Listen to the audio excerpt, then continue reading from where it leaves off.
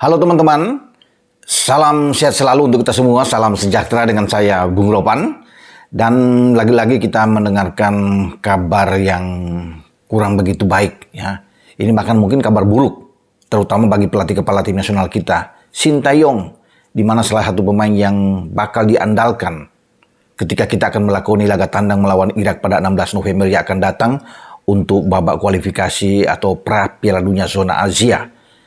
Sandy Walsh mengalami cedera. Ini cedera yang boleh saya bilang juga ini horor benar ya. Kenapa demikian? Karena ketika dia memperkuat kemarin klub dia, KV Mechelen, saat menjamu Cercle Brugge, tim yang berada di peringkat ketiga saat ini. Mechelen kalah di kandang sendiri. Di Stadion Avas, Mechelen kosong dan Brugge dengan 3. Ini yang membuat Mechelen berada pada zona degradasi di Jupiler Pro League Belgia di peringkat ke-13 dari 16 tim yang ada di Jupiler Pro League ini. Mereka bahkan cuma meraih 11 poin ya. 7 kali kalah sejauh ini dalam 12 pertandingan yang bikin bagi pelatih Stefan De Vrij ini harus was-was bagaimana berupaya untuk bisa mengkatrol, mengangkat KV Mechelen ini bisa keluar dari zona degradasi di Jupiler Pro League. Namun dia harus kehilangan juga pemain yang diandalkan. Sandy Walsh, bek kanan yang selalu tidak tergantikan ketika berada dalam kondisi terbaik dia. Ini pun akan merugikan bagi tim nasional kita. Ya, di mana tim senior kita akan berlaga di bulan November ada 2 pertandingan. Di grup F, selain menghadapi Irak di Basra, kemudian pada tanggal 21 kita menuju ke Manila untuk menghadapi Filipina di Rizal Memorial Stadium. Nah, Sandy Walsh ini mengalami cedera itu di penghujung laga. Itu ada benturan keras sehingga memaksa pelatih Stefan De Vrij ini harus menarik dia keluar, tidak memaksakan dia bermain di babak kedua karena ada banyak darah yang bercucuran keluar di kaki dia, kena di ankle dia. Sehingga itu yang mengerikan bagi pelatih Stefan De Vrij ini, karena dia mengatakan itu sempat ada tulangnya Sandy di bagian ankle kaki kiri itu sempat nongol, sempat muncul, sehingga ini itu saya bilang tadi ini agak horor. Ini ada rasa kesakitan yang luar biasa bagi Sandy Walsh ini, sehingga dia perlu untuk mendapatkan penanganan medis secara serius karena ini cedera parah, sehingga dia ditarik keluar dan perlu waktu beberapa minggu untuk istirahat.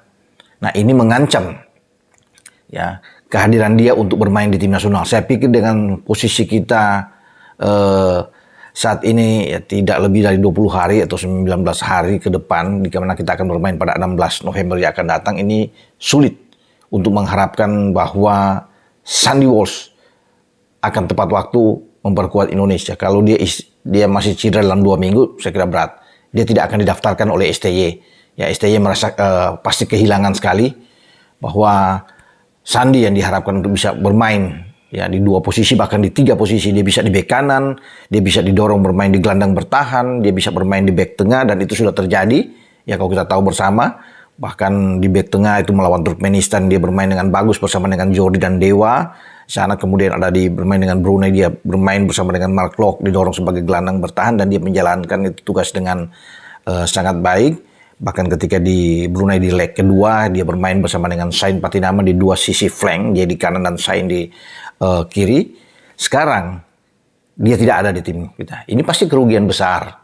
Walaupun di bek kanan kita tahu bahwa kita punya Asnawi, tapi kalau dengan ada Sandy ini kan jauh lebih bagus. Dia punya cara bermain dengan baik, ya visi bermain bola, reading di gamenya dia oke. Cara bagaimana dia melakukan passing-passing itu memang luar biasa aku bisa katakan. Ya, berkelas untuk pasti bermain simple ya, bagaimana dia perpindahan bola yang dia tahu kapan untuk main ke depan, untuk masuk, untuk mendukung serangan, kapan untuk bisa bertahan ya, mendelay permainan. Inilah gaya dari seorang Sandy, dan wajar kalau dia mendapatkan tempat utama di KV Mechelen karena ini kan di liga tertinggi di Belgia. Dan dia tidak tergantikan jika di dalam posisi yang baik, kecuali cedera seperti kemarin dia cedera, sehingga Stefan De Vrij harus menarik dia keluar dan digantikan oleh Jonas Melede sana di babak kedua. Dan Jonas ini tidak sebagus Sandi.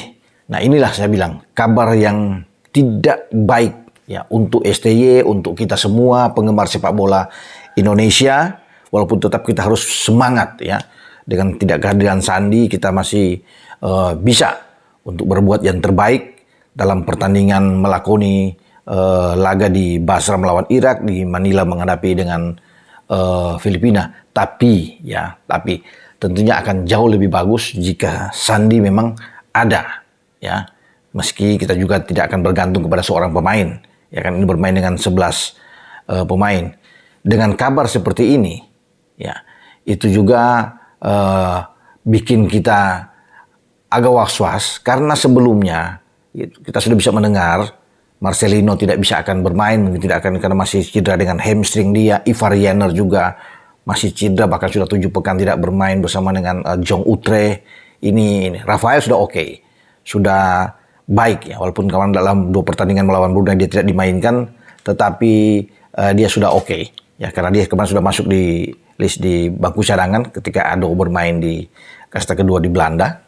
Tapi kita berharap juga ke depan tidak ada lagi pemain-pemain yang mengalami cedera. Ini berbahaya. Masih ada 2 minggu lebih ketika ada banyak kabar yang datang dengan semua pemain-pemain yang kita andalkan cedera. Karena kan Sandi ini kan ini pemain oke. Marcelino juga oke. Ya, Ivar.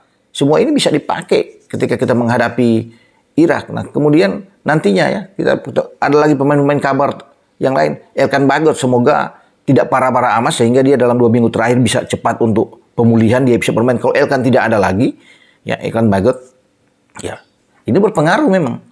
Sekarang sejumlah ini pemain-pemain yang diandalkan, pemain-pemain inti yang ada di tim nasional kita yang diharapkan oleh STY tampil dalam melakukan 2 pertandingan di kualifikasi Piala Dunia grup F. Nah, jangan sampai lagi misalnya kita kabar berikut, ya mudah-mudahan ini tidak terjadi. Dengan Sain Patinama cedera katakan di sini, wah ini bahaya. Ini akan mengganggu sekali ya, bagi tim nasional kita. Karena apalagi pertandingan pertama ini ya berat, misi kita sulit ketika kita ke Basra menghadapi Irak. Tim yang sangat diunggulkan di grup F ini dengan peringkat dia di bawah 70 besar dunia, ada di mungkin 68, 69 tahu. Ini kuat bagi kita. Jadi itulah doa kita bersama untuk seluruh pemain. Semoga tidak ada lagi yang berjatuhan untuk dengan cedera-cedera yang menyusul Sandi, ya juga dengan Marcelino dan Ivar sebelumnya, sehingga kita bisa mendapatkan tim yang kuat di saat STY mengumumkan 26 pemain yang akan dipersiapkan menghadapi 2 pertandingan di grup F, ya untuk PPD zona Asia. Sampai di sini kabar atau info-info yang saya perlu katakan kepada teman-teman semua. Semoga Sandi cepat sembuh dengan cedera di ankle kaki kirinya yang sangat parah, dan semoga juga penanganan dokter ini berjalan dengan lancar, dengan baik terhadap Sandy Walsh, sehingga dia pada pertandingan-pertandingan yang akan datang bisa memperkuat tim nasional Indonesia atau tim yang dibanggakan oleh kita semua. Dengan saya, Bung Ropan. Ciao.